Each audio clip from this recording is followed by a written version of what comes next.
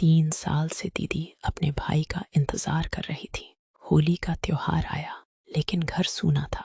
फिर अचानक दरवाजे पर दस्तक हुई और जब दीदी ने दरवाजा खोला तो उनकी आंखों से आंसू बह निकले। क्या था वो पल? पूरी कहानी सुनिए। होली के बिना तो रंग ही फीके लगते हैं ना। फोन की दूसरी तरफ से आई छोटी सी आवाज सुनकर प्रिया की आंखें नम हो गईं। हाँ रिया, पर इस बार भैया तो आने वाले नहीं हैं। प्रिया ने गहरी सांस ली। उसकी आंखों के सामने बीते सालों की तस्वीर घूम गई। प्रिया और उसके भाई राहुल का रिश्ता बचपन से ही अनोखा था। गांव के उस छोटे से घर में दोनों एक दूसरे के सबसे अच्छे दोस्त थे। होली आती तो राहुल सबसे पहले प्रिया को रंगों से सजाता। दीदी, आज तू राजकुमारी बनेगी कहकर वह उसके गालों पर गुलाबी रंग पोतता और दोनों हंसते खेलते पूरे गांव में घूमते। माँ पिताजी के गुजर जाने के बाद राहुल दिल्ली पढ़ने चला गया। फिर नौकरी, फिर विदेश। साल बीतते गए। शुरू शुरू में तो वीडियो कॉल आते थे लेकिन धीरे धीरे काम की व्यस्तता ने फासला बढ़ा दिया। पिछले 3 साल से राहुल होली पर घर नहीं आ पाया था। प्रिया अकेली गांव में रह गई थी। पति का देहांत हो चुका था और बेटी रिया अब 10वीं में पढ़ रही थी। हर होली प्रिया पुरानी यादों में खो जाती। रंगों की जगह आंसू बहते। इस बार होली बस 2 दिन दूर थी। गांव में तैयारी जोरों पर थी। घर घर में गुड़िया पकवान बन रहे थे। बच्चे रंगों की पिचकारियां लेकर दौड़ रहे थे। प्रिया अपने आंगन में फूलों की माला सजा रही थी।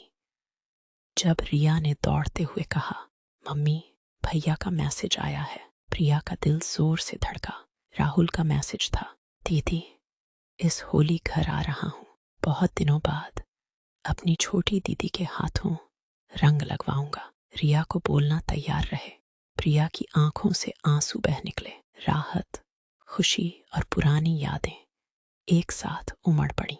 दूसरे दिन शाम को राहुल का सफेद SUV गांव की सड़क पर आकर रुका। पूरे गांव में हलचल मच गई। राहुल आ गया, राहुल आ गया। प्रिया और रिया दरवाजे पर खड़ी थीं। राहुल उतरा तो देखने में पहले से ज्यादा परिपक्व और थका हुआ लग रहा था। सूटकेस रखते ही उसने प्रिया को गले लगा लिया। दीदी माफ कर दो, इतने साल। प्रिया रोते हुए बोली, बस आ गया ना, अब बोल मत। रिया ने भी अपने मामा को कसकर जकड़ लिया। उसी रात तीनों ने पुरानी यादें ताज़ा की। राहुल ने बताया कि विदेश में काम तो अच्छा था पर दिल गांव में ही रह गया था। प्रिया ने अपनी अकेली जिंदगी की बातें सुनाई। रिया बीच बीच में हंसकर कहती, अब होली में पूरा मजा लेंगे। होली का दिन सुबह सूरज निकला तो पूरा गांव रंगों में डूबा हुआ था। राहुल सुबह सुबह उठकर प्रिया के लिए चाय बना लाया। दीदी याद है बचपन में मैं चाय पीने से पहले तुम्हारे चेहरे पर रंग लगा देता था। प्रिया हंसी और मैं तुम्हें पीछे से पकड़कर रंगों में लिथेड़ कर देती थी। रिया भी तैयार थी, सफेद कुर्ता पायजामा पहने, बालों में रंगीन क्लिप लगाए। तीनों आंगन में निकले। पहले राहुल ने प्रिया के माथे पर हल्का गुलाबी अबीर लगाया। यह रंग हमारी बचपन की यादों का है दीदी। प्रिया ने आंखें बंद कर लीं। फिर उसने राहुल के दोनों गालों पर लाल और पीला रंग पोता।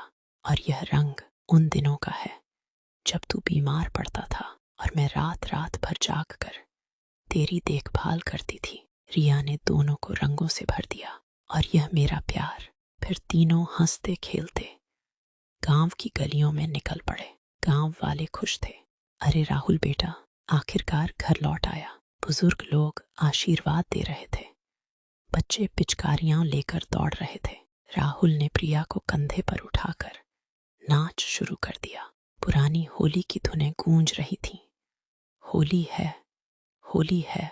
प्रिया की आंखों में खुशी के आंसू थे पर चेहरे पर रंगों का ऐसा खिलखिलाता नशा था कि कोई फर्क नहीं पड़ रहा था। दोपहर को घर लौटकर तीनों ने गुजिया खाई, ठंडाई पी।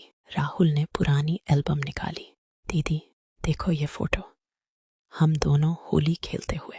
प्रिया ने फोटो को छुआ और बोली, समय कितनी तेजी से गुजर गया, पर रिश्ता कभी नहीं बदला। राहुल गंभीर हो गया कि दीदी मुझे माफ करना, मैंने सोचा था करियर बनाकर तुम्हें सुखी रखूंगा, पर तुम्हें अकेला छोड़ दिया। अब नहीं, मैं वापस भारत आ रहा हूँ, गांव के पास ही काम शुरू करूंगा। प्रिया रो पड़ी। भैया बस तू खुश रहे, यही मेरी सबसे बड़ी खुशी है। रिया ने दोनों को गले लगा लिया। शाम को गांव में होली की पूर्णिमा की आग जल रही थी। सब लोग इकट्ठा हुए। राहुल ने प्रिया का हाथ थामा। दीदी आज से हमारा रिश्ता फिर से नया हो गया, अब कोई फासला नहीं रहेगा। प्रिया ने सिर हिलाया। होली के रंग ने हमें फिर से जोड़ दिया। आग के चारों ओर नाचते हुए, गाते हुए, रंग बिखेरते हुए तीनों परिवार वाले एक हो गए। राहुल ने प्रिया को कसकर गले लगाया और कहा, तुम मेरी सबसे बड़ी ताकत हो दीदी। प्रिया मुस्कुराई, और तू मेरा सबसे प्यारा भाई। कुछ महीने बाद राहुल ने गांव के पास ही अपनी कंपनी की शाखा खोल ली। अब हर होली, दिवाली, हर त्योहार पर तीनों साथ होते। रिया अब अपने मामा के साथ पढ़ाई में आगे बढ़ रही थी। प्रिया को अब अकेलापन महसूस नहीं होता। घर में फिर से हंसी गूंजती थी। एक शाम राहुल ने प्रिया से कहा, दीदी होली ने हमें सिखाया कि रंग कितने भी फीके क्यों न लगें, सच्चा रिश्ता हमेशा रंगीन रहता है।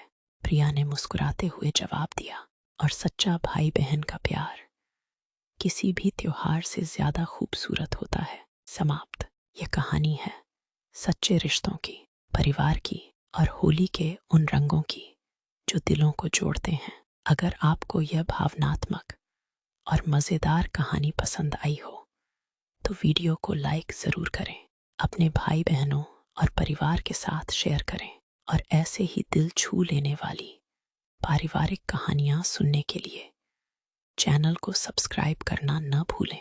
आपकी एक एक कमेंट हमें नई कहानियाँ लाने की प्रेरणा देती है। जय होली, जय परिवार।